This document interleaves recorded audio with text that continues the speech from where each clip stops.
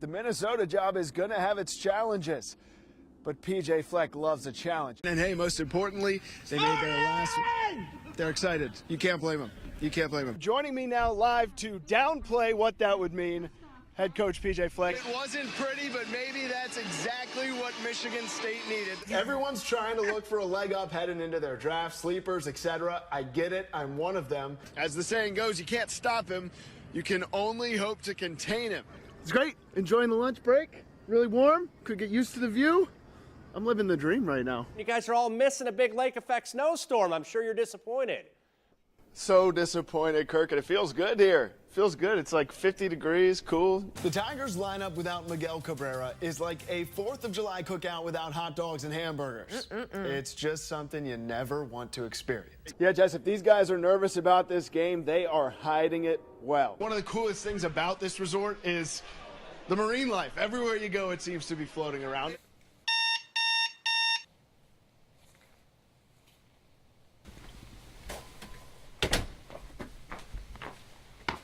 Good morning. The biggest thing for me is it gives me just alone time. It gives me time to start the day. It's a sense of accomplishment in the morning just to start for yourself because everything else is really dedicated towards other people as you go through the day. So that's my time to be able to kind of get my thoughts for the day. You might have an opportunity to be Freshman Player of the Year. The number one thing is recruiting. Hey, man, what color is your hair this week? We recruit every single day. So talk to me about your 73-yard touchdown run, man. Dude, what a game you had. What a big sack. And this year we've got a lot of commitments, 24 commitments, and they've been committed for a long time now. You got an opportunity to come play for the 17th ranked team in the country, and all 3 linebackers are seniors next year. And it's just continually get to know them, making sure they're our right guys, making sure this is the right place for them. Morning. This game, more than any game you've played all year, has to be more about row the boat. The ball's the what? The ball's the what? The ball's the what? I don't care what they do.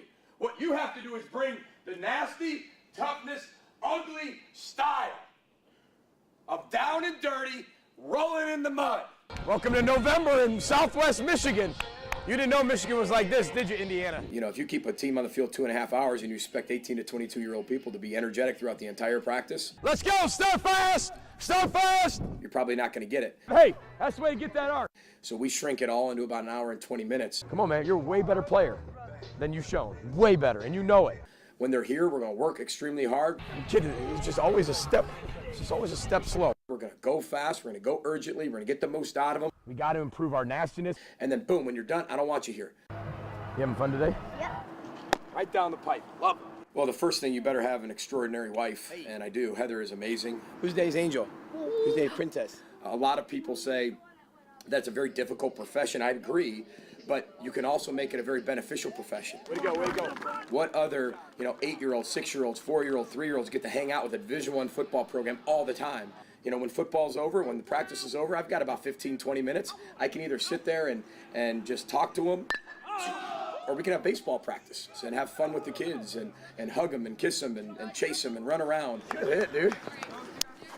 When you row a boat and you're going the same direction, same speed, same efficiency, everybody believes in the same thing. Everybody's got each other's back. Don't be mistaken. The reason why you are 9-0 is because you have rowed the boat. But we got to run the ball. And they're the best defense we've played in a long time. Up front. The front seven. Best versus best. What do we do best? What do you do best? Let's roll. Flipper. All right. The biggest thing for us is I trust my coaches, right? Coach Shiraka has really, I let him coach. He's one of the best offensive coordinators in America. Great punch. Ed Pinkham's one of the best defensive coordinators in the nation, in my opinion, in terms of organization, getting the players to do our system the best they possibly can do it. Sometimes our DBs, we drop a lot of balls because we wait on it. Again, same bits and pieces of, hey, I'd like to do this, this, this, and this, but it's your show. Look right. Tell me I love you. I love you. Look left. Tell me you love me. I love you.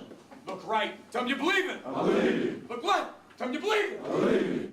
Seal up the boat. Go have fun. Do it for each other. Let's go row the boat. Broncos looking for their 6th conference victory and their 10th win of the season. They hand it off to the running back, and the Broncos get him stopped. It's a safety for Western Michigan. He did not get out of the end zone. Terrell hands it off. Jarvion Franklin, big hole. He's down to the 10, to the 5, into the end zone. Touchdown, Western Michigan. Your final score, Western Michigan 37, Kent State 21. That was the hardest win, man, that we've had, I think, in the last 4 years. I have never, ever been more proud of you as players. I've never been more proud of you as coaches. I've never been more proud to be a Bronco in my entire life. You put in all those 100 and some hours a week, and then you've got this little bit of time to enjoy it on the bus ride home, and then it's over, and then you're moving on, and then you go through the whole cycle of feelings again. When he felt some chest pain one night back in September, everything changed. You hear about people having cancer all the time, and you don't really know like what they're going through, but now I kind of do know how terrible it is. Like, after going through all this stuff, I knew cancer was a bad thing and all, but it sucks. This is my how-to project on how to turn a double play. Bo Filkins has always loved baseball. Throwing short. And he's thrived in his first 2 years in Kalamazoo. But in September, he almost lost the game he loves. When Bo felt discomfort in his chest, a teammate took him to the hospital. They took x-rays and CT scan, and they found the mass on my lung. A couple days later, they gave me the news on what it was, and it just didn't feel real. I didn't even know how to feel. I just kept telling him that all he could do was fight, and that at the end of the day, however he poured his mind into it would probably be the end result. Coach Gurnan was right. Bo battled through 5 rounds of treatment.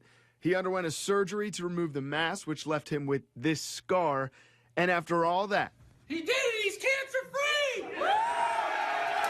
It was unbelievable. just like a weight got lifted off my shoulders, and just so happy. He was really just kind of like a shining knight for us, and he represented everything that we wanted to do. We wanted to fight, and we wanted to overcome adversity, and he showed us how to do that.